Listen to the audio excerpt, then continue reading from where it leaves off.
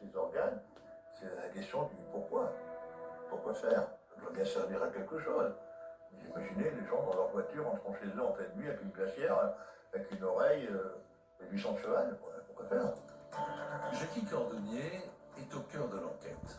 Les gendarmes ont fait appel à cet historien des religions et spécialiste des dérives sectaires pour éplucher tous les dossiers. Ce qui l'intrigue notamment, ce sont les dizaines de cas où la bête a été méthodiquement vidée de son sang. Bizarrement, on ne voit pas quasiment de sang sur le cheval.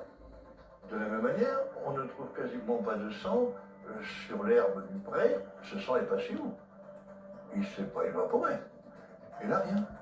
Donc, ce qui veut bien expliquer que ce sang-là a bien pu être récupéré. Et donc, à partir de là, revient ma question, pourquoi faire?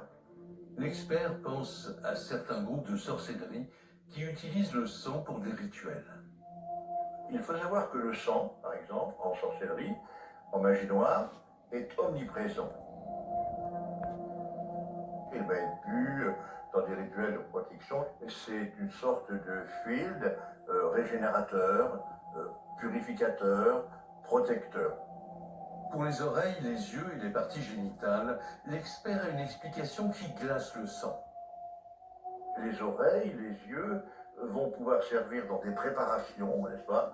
On peut trouver dans de vieux grimoires, qui peuvent sembler surprenants aujourd'hui au XXIe siècle. Mais aujourd'hui, un sorcier, vous pourriez le croiser dans la rue, en costume cravate, hein.